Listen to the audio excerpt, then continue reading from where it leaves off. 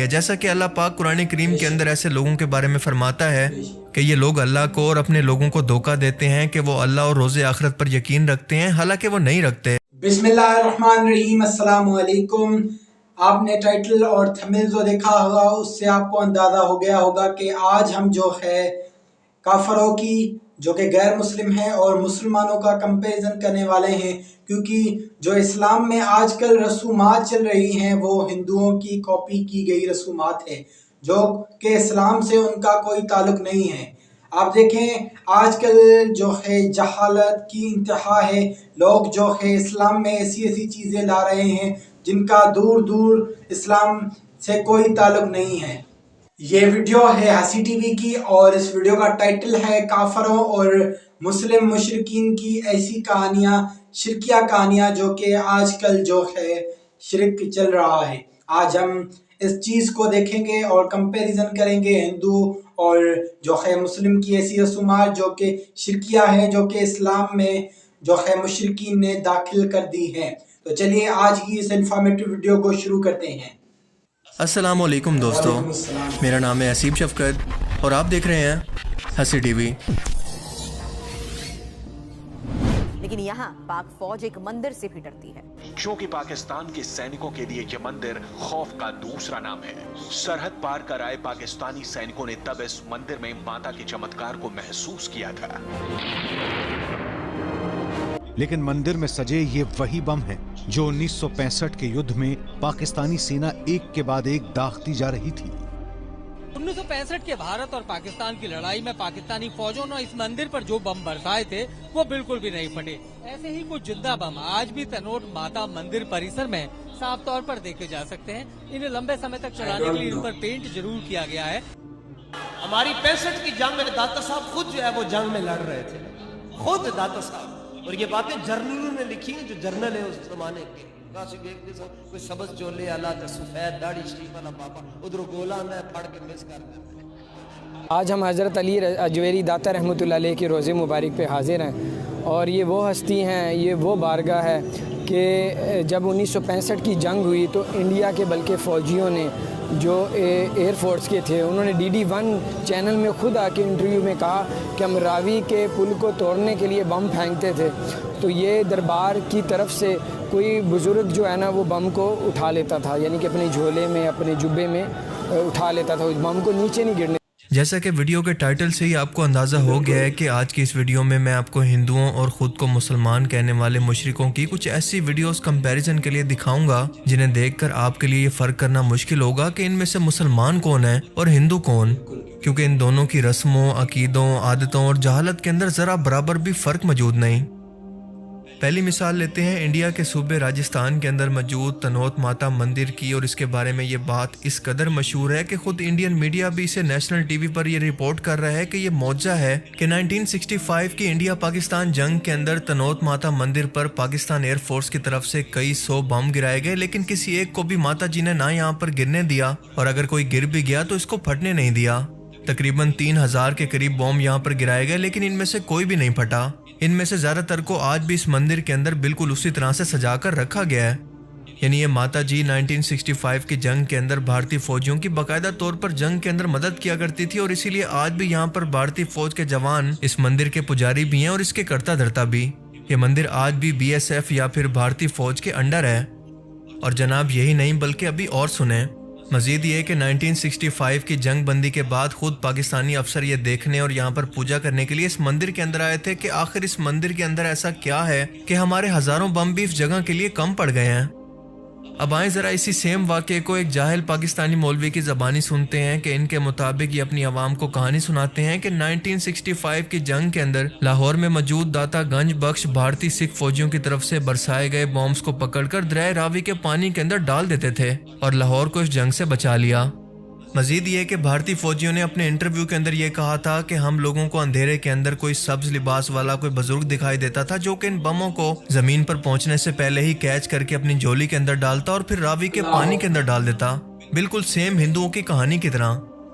अब इन दोनों कहानियों के अंदर एक चीज कॉमन है और वो है झूठ और गुमराही, जो कि अंबर सगीर पाक हिंद की आवाम को विरसे के अंदर मिली है। जैसा कि अल्लाह पाक कुरान करीम के अंदर ऐसे लोगों के बारे में फरमाता है کہ یہ لوگ اللہ کو اور اپنے لوگوں کو دھوکہ دیتے ہیں کہ وہ اللہ اور روز آخرت پر یقین رکھتے ہیں، حالانکہ وہ نہیں رکھتے۔ حقیقت میں ان لوگوں کے دلوں میں کفر کا مرض تھا جسے اللہ نے اور بڑھا دیا، اور یہ اپنے اس جھوٹ کی وجہ سے قیامت کے دن سخت ترین عذاب کے اندر مبتلا ہوں گے۔ چلیں ایک اور مثال لیتے ہیں۔ ہندوؤں کے اندر برکت یا پھر کوئی منت حاصل کرنے کے لیے کسی بت کے نیچے سے خود کو گزارنا بالکل ایک عام سی رسم ہے۔ یہ بھارتی ریاست گجرات کے اندر موجود ایک مندر ہے جہاں پر چھوٹے سے ہاتھی کے مجسمے کے نیچے سے گزرتے ہوئے ایک شخص اس تنگ سی جگہ کے اندر پھنس چکا ہے، اور ابھی یہ شخص اپنی مدد کے لیے اس خدا کو نہیں بلکہ آس پاس موجود انسانوں کو بلا رہا ہے۔ حالانکہ ابھی کچھ ہی دیر پہلے یہ شخص اس مجسمے کے نیچے سے اس نیت سے گزر رہا تھا کہ یہ خدا اس کے آنے والے سالوں کے اندر اس رسم کی وجہ سے اس کی خوب مدد کرے گا اور اس کی مشکلیں دور ہو جائیں گی۔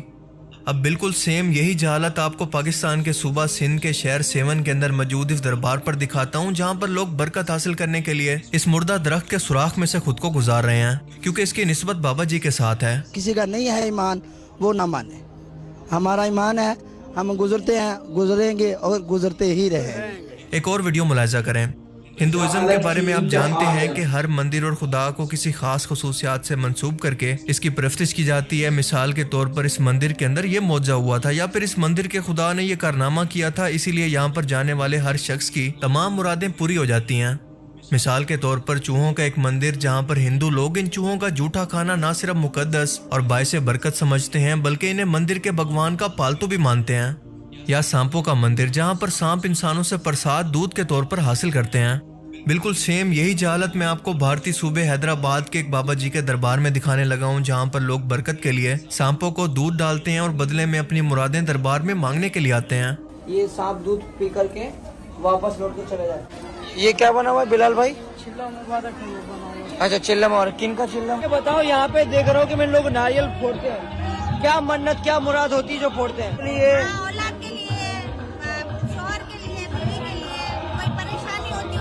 بالکل اسی طرح سے کسی بڑے پتھر کو اٹھا کر دل کے اندر کوئی مراد مانگنا کہ یہ پوری ہو جائے گی، بالکل ہندوؤں کے اندر ایک عام سی جہالت ہے جو کہ آپ کو آج قبر پرستوں کے اندر بھی ملے گی۔ حالانکہ سناتن دھرم اور اسلام دونوں کی اگر بیسک تعلیمات کو دیکھا جائے تو وہاں پر واضح طور پر ایک خدا، ایک اللہ، ایک بھگوان کا ذکر ملتا ہے جس کا کوئی شریک نہیں، وہ اکیلا ہے۔ اس اللہ نے، اس بھگوان نے یہ کبھی نہیں کہا کہ اس کا کوئی شریک بنایا جائے یا پھر اس کی مورتیاں بنا کر اسے پرساد چڑھا کر خوش کیا جائے۔ آپ ایک لمحے کو تصور کریں کہ وہ خدا جس نے اس عظیم الشان کائنات کو بنایا، اتنے کمپلیکیٹڈ پیچیدہ انسان کو پیدا کیا جو کہ آج کی جدید ماڈرن سائنس بھی تخلیق کرنا تو دور کی بات اس کے فنکشنز کو سمجھ بھی نہیں پا رہی، اس جسم کے کام کرنے کے طریقوں پر ابھی تک ریسرچ کر رہی ہے۔ وہ اللہ، وہ بھگوان جس نے 1 لاکھ سے بھی زیادہ پیغمبروں کو ان کی اپنی قوموں کے اندر بھیجا کہ وہ شرک سے باز رہیں، کیا وہ خدا اپنے بندوں سے یہ ڈیمانڈ کر سکتا ہے کہ ناچ ناچ کر، الٹا لٹک کر، اپنے جنس کو بدلوا کر یا پھر اپنا شریک بنوا کر، اس طرح کے کرتب کروا کر اپنی عبادت کا حکم دے؟ پھر سوال یہ ہے کہ یہ جہالت ان انسانوں کے دماغوں میں آخر آئی کہاں سے؟ جواب ہے کہ خود انسانوں کے دماغ سے۔ یہاں پہ سید عبداللہ شاہ غازی، اگر یہ ناراض ہو گئے تو ہم پھاں مار دیں گے، 2 کوڑی کے نہیں رہیں گے۔ یہ راضی ہیں تو اللہ رسول راضی، تو راضی تو رب راضی۔ دیکھیں، بت پرستی کی شروعات کبھی بھی ایک دم سے نہیں ہوتی، اور یقیناً سناتن دھرم کی تعلیمات بھی کسی پیغمبر پر نازل کی گئی مسخ شدہ تعلیمات ہیں، اور جب بھی کسی پیغمبر کا انتقال ہوتا تو شیطان کی ہمیشہ سے یہ کوشش ہوتی کہ جلد از جلد ان تعلیمات کو اس پیغمبر کی قوم کے ذہنوں سے نکال کر باہر کرے۔ موسیٰ علیہ السلام کی قوم کو تو اس نے سامری کے ذریعے صرف 40 دن کے اندر ہی گمراہ کروا دیا۔ اس بت پرستی کے 3 مرحلے ہوتے ہیں۔ پہلے مرحلے کے اندر کسی فوت شدہ نیک بزرگ یا پھر پیغمبر کی تصویریں یا پھر اس کی یادگاریں بنائی جاتی ہیں، جو کہ کسی عمارت کی صورت میں بھی ہو سکتی ہیں یا کسی مجسمے کی صورت۔ دوسرے مرحلے کے اندر اس ہستی سے نئی نئی کرامتیں جوڑی جاتی ہیں، یہاں تک کہ اس کا درجہ پیغمبروں سے بھی بڑھا دیا جاتا ہے، اور آخری مرحلے کے اندر اس ہستی کو خدا کا شریک بنا دیا جاتا ہے۔ اس دور کے قبر پرست اس وقت دوسرے مرحلے کے اندر ہیں، کیونکہ یہ اپنے بزرگوں کا رتبہ پیغمبروں سے بھی بڑھا کر اللہ کے برابر پہنچا بیٹھے ہیں، بس انہیں خدا کا شریک ٹھہرانا باقی ہے۔ نوح علیہ السلام کی قوم نے بھی بت پرستی کی شروعات بالکل اسی طرح سے کی تھی، اور عرب کے اندر بھی بت پرستی کی شروعات انہی نیک لوگوں کی مورتیوں سے ہی ہوئی تھی، اور آج کے دور کے اندر بھی بالکل وہی کچھ ہو رہا ہے۔ سورہ مریم میں اللہ پاک مسلمانوں سے کیا فرماتا ہے، ذرا غور سے سنیں۔ اور ان لوگوں نے اللہ کے سوا اور معبود بنا لیے ہیں تاکہ وہ ان کے لیے عزت کا باعث بنے، ہرگز نہیں، بلکہ وہ معبود ان کی پرستش سے انکار کر کے قیامت کے دن ان کے دشمن بن جائیں گے۔ یعنی وہ بزرگ ہستیاں قیامت کے دن اپنے ماننے والوں سے کہیں گی کہ کیا ہم نے تمہیں کہا تھا کہ ہماری اللہ کے مقابلے میں پرستش کرو، یا اللہ کے مقابلے میں ہمیں اس کا شریک بناؤ، ہمارا تم سے کوئی واسطہ نہیں۔ और आखिर में इस नसीहत के साथ कि हम काफरों को तो शिर्क व बुत परस्ती के खिलाफ नसीहत करें और खुद वही काम करें, फिर भी खुद को मुसलमान कहें, तो इन काफरों के अंदर और हमारे अंदर तो सिर्फ मुनाफिकत का फर्क है।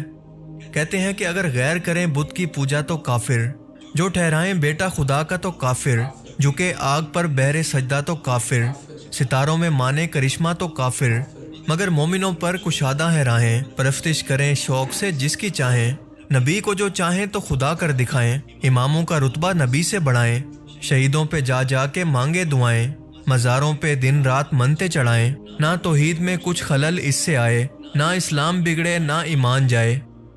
अल्लाह ताला हमें समझने की और नेक अमल करने की तौफीक अता फरमाए, आमीन।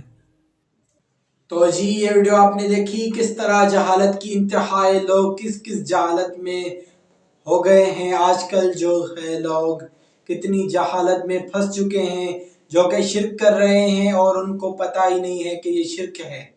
अल्लाह ताला हमें नेक अमल करने की तौफीक अता फरमाए, अल्लाह ताला हमें शिर्क से दूर रखे, हमें जो है अल्लाह ताला नेक राह पे चलने की तौफीक अता फरमाए।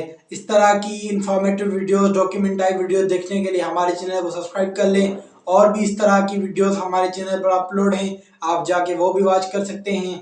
इस तरह की वीडियोस देखने के लिए हमारे चैनल को सब्सक्राइब कर लें। और आपने ये वीडियो देखी, इस हवाले से आप अपनी कीमती राय का इजहार कमेंट सेक्शन में ज़रूर करें। और आप देखें कितनी जो है शिर्क चल रहा है आजकल। आप देखें इस्लाम में हर गुनाह की माफ़ी है, पर जो शिर्क है, खुदा के साथ किसी और को शरीक करना, ये शिर्क है, इसकी माफ़ी नहीं है, क्योंकि अल्लाह एक है, हमारा ईमान है। तो इस तरह की डॉक्यूमेंट्री वीडियोस हमारे चैनल पर और भी अपलोड है, आप वो भी जाके देख सकते हैं। मैं मिलूंगा आपको ऐसी नई वीडियो के साथ, तब तक के लिए मुझे दे इजाज़त। अल्लाह हाफिज़।